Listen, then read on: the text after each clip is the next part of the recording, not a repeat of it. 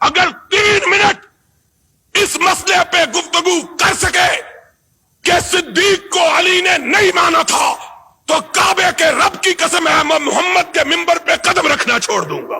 اور نہیں مانتا نہ مان, تیرے ماننے سے کیا فرق ہے؟ ہم سے کیوں لڑتا ہے؟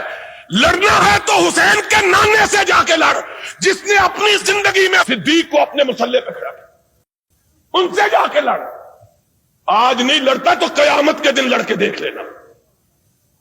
تیرا شمار محمد کے ساتھ لڑنے والوں میں ہوگا, ہمارا ساتھ محمد کی بات پہ گردن کے جھکانے والوں کے ساتھ ہوگا. تو کون ہوتا ہے نہیں مانتا؟ اور نہیں مانتا تو علی کو پوچھ اس نے کیوں مانا تھا. اور آج بات آئی ہے تو سن لو, یاد رکھنا بات کو. اور خدا کے فضل و کرم سے علماء کو مخاطب ہو کے کہتا ہوں کہ تم نے بھی یہ بات کبھی نہ سنی ہوگی. نبی کی سنت کے 3 طریقے ہیں اس بات کے.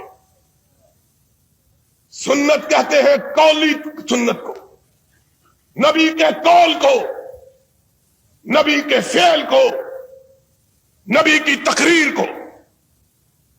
ایک بات نبی نے کہی وہ سنت ہے, کر کے دکھائی وہ سنت ہے, کسی کو کرتا ہوا دیکھ کے اس کو اس پہ ثابت رکھا وہ سنت ہے. آؤ اور میں تمہیں بتلاؤں, اور نبی نے ابو بکر کی امامت کو 3 سنتوں سے ثابت کیا ہے. قولی سے بھی ثابت کیا, فعلی سے بھی ثابت کیا, تقریر سے بھی ثابت کیا. غشی تاری صحابہ مسجد نبوی میں دم بخود بہتے حجرہ عائشہ کی طرف دیکھ رہے ہیں, اس کے حجرے کی طرف دیکھ رہے ہیں جس کا نام تجھ کو گوارا نہیں ہے, اس کے حجرے کی طرف کہ قرآن نے جس کو مومنوں کی ماں کہا ہے, اور جو اس کو ماں نہیں کہتا وہ مومن نہیں ہے, اور جو مومن ہے عائشہ اس کی ماں ہے, اور عائشہ جس کی ماں نہیں وہ مومن نہیں. قرآن کا فیصلہ ہے. ازواجہ تمہارے ماننے سے کیا فرق کرتا ہے؟ حجرہ عائشہ کی طرف نگاہ کیے ہوئے, اذان ہو چکی, نماز کا وقت آ چکا ہے, کیواڑوں کی طرف نگاہیں لگائے کہ کونین کا تاجدار آئے اور ہماری امامت فرمائے. وقت بیتتا چلا جا رہا ہے. بلال با چشم نم اٹھے, آقا کے دروازے کے قریب ہو کے کہا الصلاۃ الصلاۃ, نماز. اندر سے کوئی آواز نہیں آتی, بلال کی آواز ٹوٹ جاتی ہے, دل شکستہ ہو جاتا ہے. آج اندر سے کوئی آواز نہیں آ رہی, نہ جانے میرے آقا پہ کیا بیت گئی ہے. صحابہ منتظر, آہیں کراہوں میں اور سسکیاں چیخوں میں تبدیل ہونے لگی. اللہ, آج کیا وجہ ہے کہ کونین کا تاجدار ہماری امامت کے لیے نہیں آ رہا؟ سرور کائنات بیماری کے عالم میں اپنے بستر پہ تشریف فرما, امہات المومنین گرد میں بیٹھی ہیں. آقا نے آنکھ کھولی, آقا صحابہ آپ کی آمد کے منتظر, اور بلال کئی دفعہ آواز دے چکا, صدا دے چکا ہے الصلاۃ. نگاہ اٹھائی, فرمایا مروا ابا بکر فلیصلی بالناس, جاؤ اور فیصلہ آج اسی بات پہ کر لو. کب کہا, کس کو کہا اور کیا کہا؟ بنو ہاشم کے لوگ موجود ہیں, اپنے داماد موجود ہیں, اپنے چچا کے بیٹے موجود ہیں, عقیل موجود ہے, علی موجود ہے, ابن عباس موجود ہے, فضیل موجود ہے, اور تو اور رسول کا باپ موجود ہے. وہ باپ جس کے متعلق آقا کائنات نے کہا تھا ان عباس امی سن وہ ابھی، عباس میرا چچا ہی نہیں محمد کا باپ بھی ہے۔ اور وہ عباس جب جنگ بدر میں قیدی تھا اور قیدیوں کے ساتھ بنا ہوا تھا تو صحابہ کہتے ہیں ہم نے آقا کے خیمے پہ نگاہ ڈالی، دیکھا کہ آقا کے خیمے سے سسکیوں کی آواز آ رہی ہے۔ لوگ اجازت پا کے حضور میں حاضر ہوئے، یا رسول اللہ آپ اور آپ کی آنکھوں میں آنسو؟ فرمایا میرا چچا عباس قیدیوں میں بندھا ہوا ہے، محمد کو چین کیسے آ سکتا ہے؟ وہ چچا عباس ایمان لا چکا، اسلام قبول کر چکا اور سرور کائنات کے دست مبارک سے خلعت فاخرہ حاصل کر چکا۔ صرف چچا ہی نہیں، بنو ہاشم کا سردار بھی۔ اور کیا کہوں، تمہاری روایات کے مطابق حسن بھی موجود ہے، حسین بھی، لیکن امامت کے لیے میرے آقا تو نے پکارا تو کس کو پکارا؟ یہ سارے موجود۔ کہا مرو ابا بکر فلیصلی بالناس، جاؤ میرے چچا عباس کو کہو، میرے داماد علی کو کہو، میری دو بیٹیوں کے شوہر عثمان کو کہو، میرے لختے جگر حسن کو کہو، فاطمہ کے جگر گوشہ حسین کو کہو، تم پیچھے کھڑے ہو جاؤ، عائشہ کا باپ آگے کھڑا ہو جائے۔ مرو ابا بکر فلیصلی بالناس، جاؤ ابو بکر کو کہو آگے کھڑا۔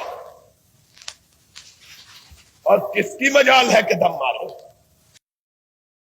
کوئی اعتراض کر کے پوچھے تو صحیح، وہ اعتراض کرنا تھا تو اس دن کرتے،